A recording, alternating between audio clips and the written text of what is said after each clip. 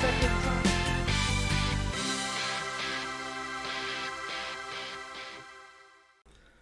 Hello all, how we getting on? Hope you're all alright. How's the nerves? Anything like me, they'll be starting to kick in already. But this is it, the match preview of our game on Saturday, Championship Play-Off Final at Wembley against Sheffield United, with a chance to get back in the Premier League. If I'm honest, I've still not calmed down from last week, and now my throat's still not calmed down. I can still hardly speak. I think I've watched Dan Bollard's goal around 5,000 times. I've not seen scenes like that at the stadium like ever in all the time since it's been open. Not even the days when we've beaten the Mags. It was absolutely unbelievable. Talk about nerves being shredded on the night, but like I say, what a way to win a semi-final. Last kick of the game, and the scenes at the end, honestly, them scenes that stop with me till the day I die. Absolutely fantastic. We're now getting into that final on a massive, massive high. And it is that late winner kind of an omen. Remember now the Sheffield Wednesday game when we were heading to penalties that day. 93rd minute, Patty Roberts pops up, sends us to Wembley. We're going to Wembley, beat Wickham in the final to get back to the Championship. So is it an omen? I bloody hope so. But with all that said and done, we've now got to go and finish the job at Wembley. You know, we're up against a very, very good Sheffield United side. You know, make no bones about that. And I think Sheffield United will start the game as favourites. They've had an unreal season under Chris Wilder. 90 points. I think it's only the third time that's happened where a team's getting 90 points and not being promoted automatically. They did finish 14 points above us in the league. You know, they finished third on 90, we were fourth in 76, but that doesn't really tell the whole story because, you know, with about 6-7 games to go, it was still nip and tuck and we were still vying for that, you know, second, third place. But we know that bad run that we went on of 5 defeats kind of allowed the top three to pull away and knock it our season. So even though there's a 14-point gap, it doesn't really tell the whole story, I didn't think. But like I say, Chris Wilder, as we know, he's a very, very experienced manager and knows this league like the back of his hand. He's managed over 1,000 games in his career. Started way back in 2002 with Halifax. He's now on his second spell in charge at the Blades. He has got an impressive 43% win rate in those 1,000 games. And at United it's even better. You know, he's played 304 games, won 140, drew 60, lost 104. You know, took roughly 480 points. Got an impressive 46% win rate with United, and that includes when they were in the Premier League as well. But having said that, Sheffield United will have been expected to get up this season. They were relegated from the Prem. You know, a lot of players on Premier League wages. That resulted in them on this year having a wage bill of around 29 million quid, I think, compared to ours, which is around 15. Having said that, I don't think they've got that, like the extra pressure of needing to get up because of financial kind of worries. They were taken over in December last year by an American consortium, COH Sports. That takeover allowed them to make some signings in January, which they probably hoped would get them out of the line and get them promoted up automatically. They did spend around a total of 12 million quid. As you know, they got Tom Cannon. They also got Jefferson Caceres, Christian Nwakachuku. Got the loan signings of Brereton Diaz, Harry Clark, Hamza Chowdhury, Rob Holden. So they made some very good additions. You know, if you remember before Christmas, or around Christmas, they struggled. They were on a bad run. They had quite a few injuries, and they say that they went on a bit of a bad run. They made them signings in January kind of get them back on track. Now, we were heavily linked with Tom Cannon and Brereton Diaz in January, and if you remember, you know, at the time I was up in arms when we didn't get them, when they decided to go to Sheffield United instead. But in honesty, we've probably dodged a bullet in Tom Cannon. Once the value or the transfer fee was being spoke about of around 10, 11, 12 million, for me, that was too much anyway, and well, no, he's not worth that. And that's proved to be the case, to be fair. He's got 1 goal and 1 assist in 16 games. Brereton Diaz, out of the two, would have been the one that I would have liked to have gotten. He's fared better with 4 goals and 3 assists in 17 games this season. So they have got quality all over the pitch. Now, a lot has also been said about Sheffield United's playoff record, and to be fair, like ours, it is pretty shocking. I think they've been in the playoffs 8 or 9 times and not been promoted, and not even won a game, and not even scored a goal in the final. So the record looks like this. So in 1996, 1997, they played Crystal Palace, where they beat Ipswich in the semi-final, but then lost to Crystal Palace in the final 1-0. In 1997, 1998, they went out in the semi-final against us. 2002, 2003, they beat Nottingham Forest in the semis, but then got beat 3-0 off Wolves in the final. 2008, 2009, they beat Preston in the semi-final, then got beat off Burnley in the final 1-0. 2011, 2012, Huddersfield beat Stevenage in the semis, but then drew 0-0 in the final and got beat on penalties. 2012, 2013 against Yeovil in League One, they went out in the semi-final. 2014, 2015 against Swindon, again got beat in the semi-final. Second leg was actually a 5-5 draw, but they went out. And then 2021, 2022 against Nottingham Forest, they went out in the semi-finals and they got beat on penalties in that semi-final. So that's a staggering 8 times they've been in the playoffs and never ever been promoted. In fact, out of those 8 times, like I said, they've been to Wembley 4 times and lost every time and not even scored a goal. So the record at Wembley in playoff finals is played 4, won none, lost 4, scored none, conceded 5. In 1987, 1988, they were even relegated through the playoffs as well. I think that World Championship, they lost to Bristol City and got relegated. So, they've got a really, really poor record in playoffs now. Will that have an effect on this Sheffield United side? I'm not too sure, but I hope it really does. It will certainly affect the fans. As we know what we are like with our playoff record, it's always discussed about our Wembley record and how we always get beat at Wembley. So their fans will be the same. I'm not too fans that rub off on the players. Yes, they'll know the history. Yes, they'll know that they haven't done well in these playoff games, but I'm not too sure if it'll affect the game too much. But like I said earlier, they have got some excellent players and they've got quality all through the side. Gustavo Hamer, Championship Player of the Year. Michael Cooper, the goalkeeper. Callum O'Hare, Vinny Souza, Harrison Burrows, Kiefer Moore. All these names, they're all great players. And they're going to be a really, really, if they all turn up on the day, it's going to be a really, really tough, difficult game. I said Hamer there, top rated player this season. Michael Cooper, Harrison Burrows, goals. Tyrese Campbell's got 10. See, Tom Cannon there's got 10, but 9 of them were at Stoke. Gustavo Hamer's got 9. Hamer's got 7 assists along with Callum O'Hare. And Harrison Burrows has got 3. Callum O'Hare, the 2 playoff games, if you watched them, to come off the bench and he scored in both the semi-finals, to have that kind of quality to come on, just sees how strong of a squad they've got. So I'm under no illusions it is going to be a really, really tough, difficult game, but it's a one-off game at Wembley and now it can happen. In the 2 playoff semi-final games against Bristol City, they played to a 4-4-2. They had City Peck and Vinicius in the midfield with Hamer on the left and Ryan Brewster on the right. Kiefer Moore and Tyrese Campbell were up front. In the second leg, they made a few changes. I think Ryan Brewster or Andrew Brooks played on the right, and I think Tom Cannon came in for the second leg. But they won them games both in 3-0. So, what sort of formation will they play against us? Now, in the 2 games against us this season, they played a 4-2-3-1, which is a slightly different formation. Callum O'Hare played, Tom Davis played, and Kiefer Moore played like a lone striker.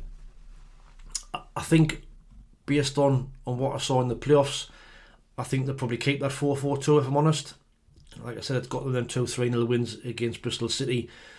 So this, I think, will probably be their team on Saturday. So it'll be Michael Cooper in goal, a back 4 of Chowdhury, Akmahodzic, Robinson and Burrows, with Brewster, Peck, Vinicius and Hamer, with Tyrese Campbell and Kiefer Moore up front. Now, I'm not sure if Brereton Diaz is fit, but Sheffield United fans, let me know if that's the case. Is he fit? Will he be back on the bench? Will he play? Will that be your best lineup? And what sort of team do you think that you'll line up of? Either way, whether they play a 4-4-2 or that 4-2-3-1, they're a very good side, and we're going to need to be at our very, very best to have any chance of winning. Now, us, like Sheffield United, we know how we do in the playoffs as well. Shocking, to be fair. Almost as bad as Sheffield, not quite. But in 1989-1990, that famous win at St James's where we beat Newcastle in the semi. Neat play this by Sunderland. Gabbiadini getting away, still with Gabbiadini. That's a terrific goal. But got beat 1-0 to Swindon in the final. With room to turn and attack. And it's got in this time, and it got the touch off Bennett. We were promoted due to Swindon having financial issues at the time. But we did get promoted, but not in the right way. 1997-1998. We know that infamous final against Charlton. We beat Sheffield United in the semis, but got to the final, drew with Charlton 4 each, and then got beat 7-6 on penalties. Mickey Gray missing that deciding penalty. And he has missed. Illich has saved it. 2003-2004, we got beat off Crystal Palace in the semi-final, and we got beat 5-4. 2018-2019, the League One Play-Off Final, we beat Portsmouth as we know in the semis, got to the final, conceded an injury time winner against Charlton on the day and lost 2-1.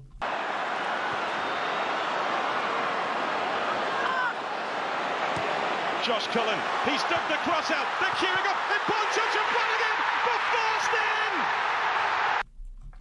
in! 2020-2021, we got beat off Lincoln City in the semi-final. 2021-2022 is where it all came together. Like I said earlier, we beat Sheffield Wednesday in the semis, went to the final, beat Wickham 2-0, finally got that win at Wembley. That fantastic long range strike from Elliot Embleton, and Ross Stewart saw us back to the Championship.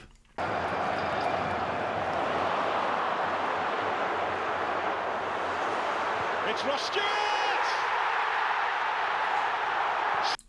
The season after, 2023-2024, we got to the playoffs again, played Luton in the semi-final, and because we didn't have a squad, we lost that semi-final and missed out, and even Ahmad couldn't get us to the final. So,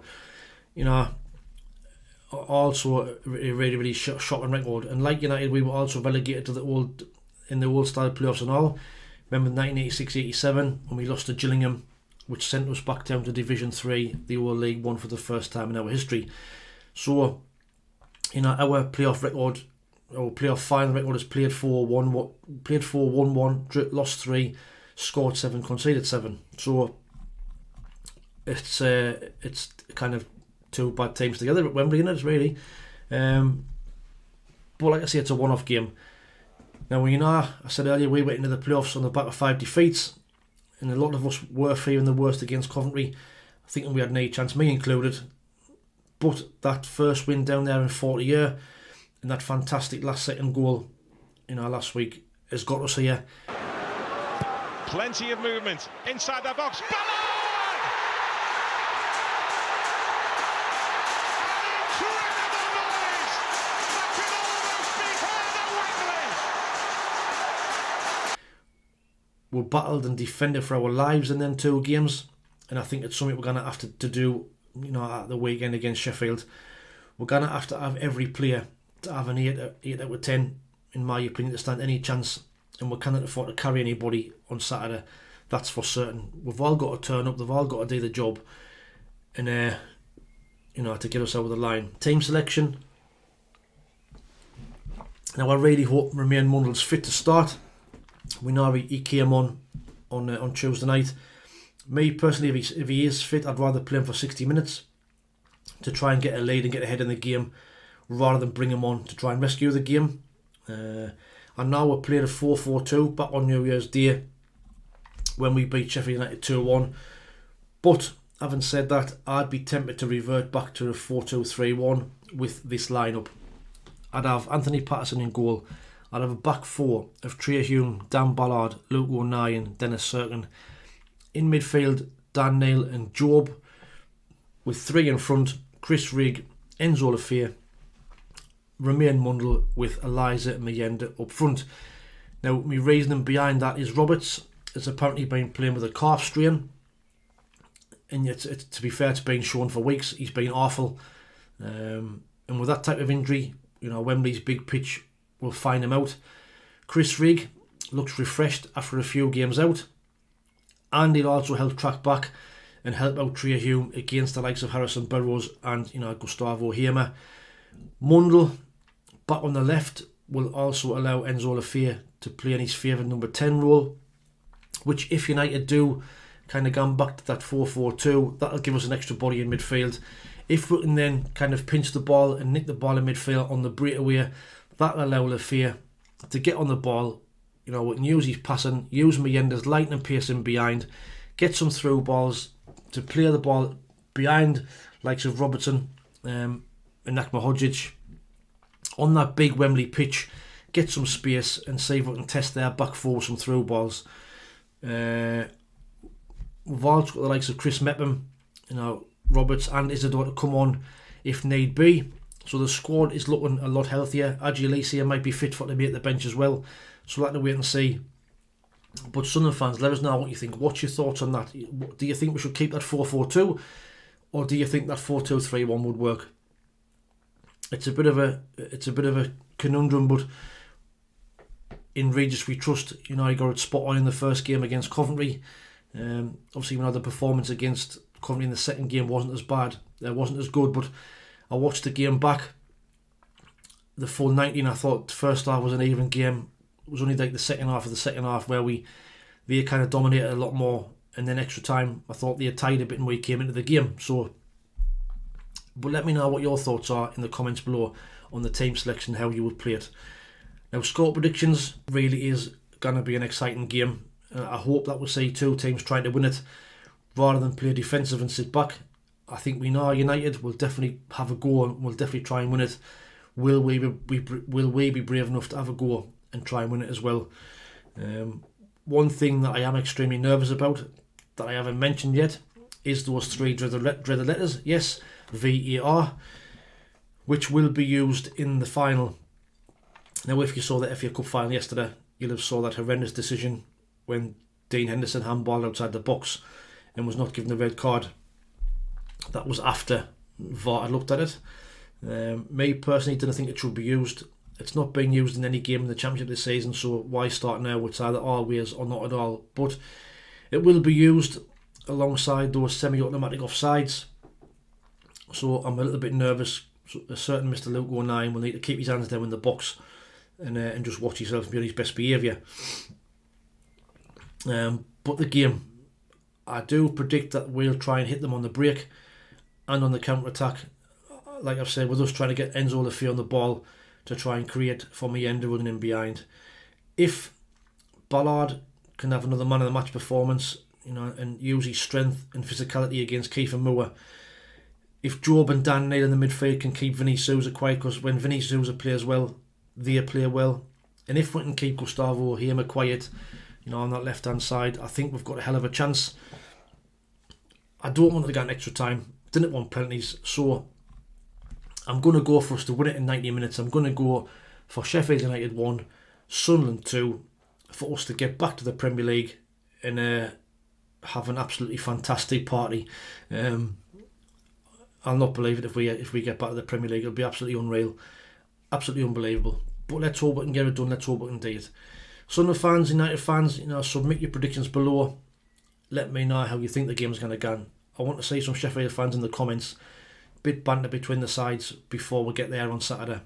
If you don't mind, please like, share and subscribe to the channel. We're now only 144 subs away from that magic 4,000.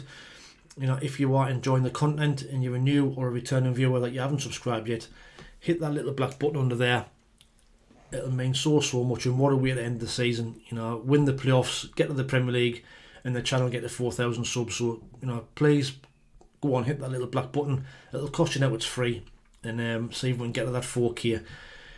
If you see us down there on Saturday, please give us a shout, and let's all 35,000 of us have an amazing day. Let's see if we can roll this fantastic club back to the Championship, back to the Premiership, back where we belong, and let's go and do it. Until the next video, where hopefully I'll be singing and dancing with joy. Enjoy your day. Thanks for watching. Take it easy, stay safe, and speak soon. And however, lads.